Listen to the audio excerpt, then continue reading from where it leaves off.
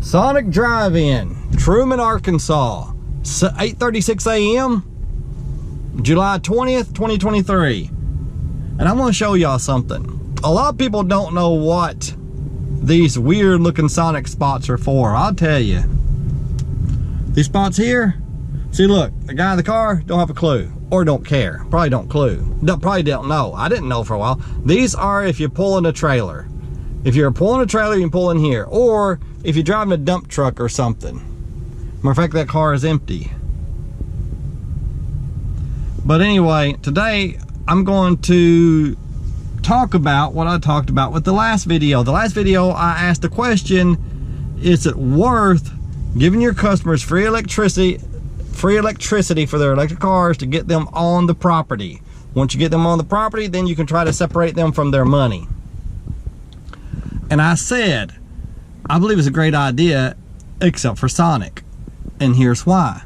Here's why I don't think it's a great idea at Sonic, if you own a Sonic franchise. A few reasons. One, you only have so many stalls. You don't want people taking them up and just to get free electricity. I mean, there are a lot of Sonics that every stall is full during lunchtime. I used to go to the one at Ridge Sonic, you know, a couple times a month.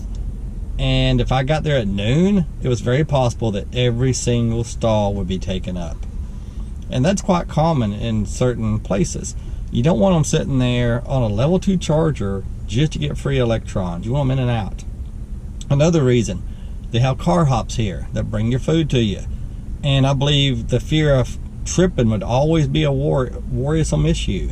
Because if every stall had an electric car charger, then, you know, a lot of customers, if you're going to give me electricity for free, the least I'm going to do is to leave it orderly when I leave. I'm going to roll the cord up, hang it up, all that. A lot of people won't. A lot of people are just jerks and they won't. The cord's going to be laying down for the car hops to trip on, especially those on roller skates, which you hardly ever see. It could just be a mess. I don't think I would do it at Sonic, so that's my exception. And another thing, I once did a video that said something like, why do I drive 6,000 miles a year to eat at Sonic? There's probably 6 or 7 Sonics within 5 miles of my house, and I was going to Harrisburg, which is about 20 miles away. I was going to Walnut Ridge, 30 miles away, Truman, 30 miles away. I went to Rector a few times, which was seriously probably 60 miles from my house to eat at Sonic. The reason was because I was a Sonic mystery shopper.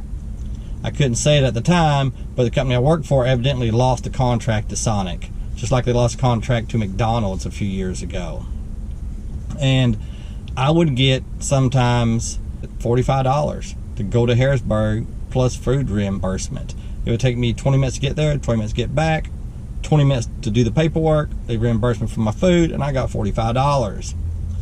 They didn't like paying me that. It's supposed to be $4, but they were under contract to get it done, and as the date got closer and closer, then they would offer more and more money, and I just refused. It was $40, not $45.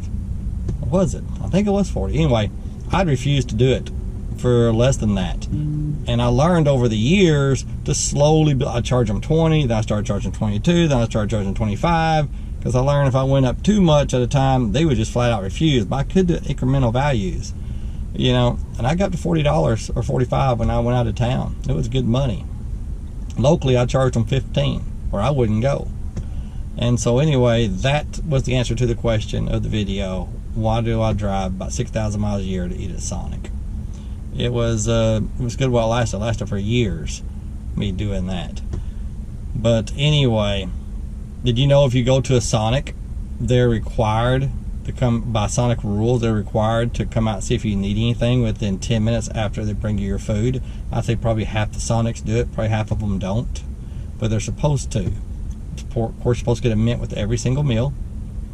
And there are other things that I was trained to look for, like name tags, and if they gave you their name when they came out to the car, and all that.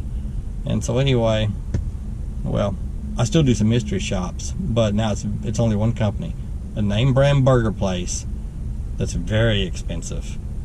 And what's funny is, this name brand place, they know I'm the mystery shopper. I know that they know. Okay, they know I'm a mystery shopper, and they know that I know that they know, but we all pretend like we don't know. when I go in, it's like if the governor were to show up or something. Man, they kick it into high gear. If there's the manager will usually push the employee out of the way to take my order, because he wants to make sure that the upselling questions are actually asked. Like, do you want a milkshake? And do you want fries?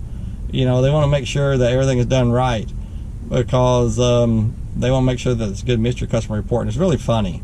It's really funny. As soon as I stroll in, usually the manager will whisper something into one of the employees' ears. They'll grab a bucket and rag and they'll head out to the dining room and start cleaning and wiping. And it's kind of funny. Yeah, they know. And so anyway, you know, what are you gonna do?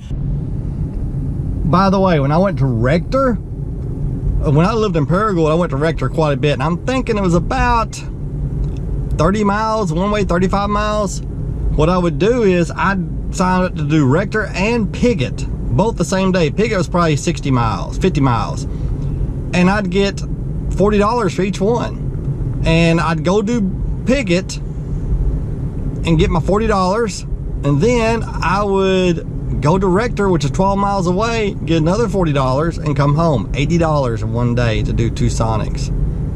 And you had to wait a couple hours between shops, so I'd have to sit in the parking lot of the Piggott Sonic, just pull around to the back and sit there for at least an hour and a half or 2 hours. You know, but it was worth it for $80. And then when I moved to Jonesboro, which meant that Rector is now about 70 miles away. I told them I wanted $70 or $75, I can't remember. And they did it a couple of times, and then they're like, you know what, screw you. We're not paying you this outrageous fee. We're losing too much money. So, you know, you can pound sand. You're not doing it. That's probably what they're thinking. They actually, you know, I put in a request, I'll do it for this money, and they just reject it. And they actually accept it a couple times.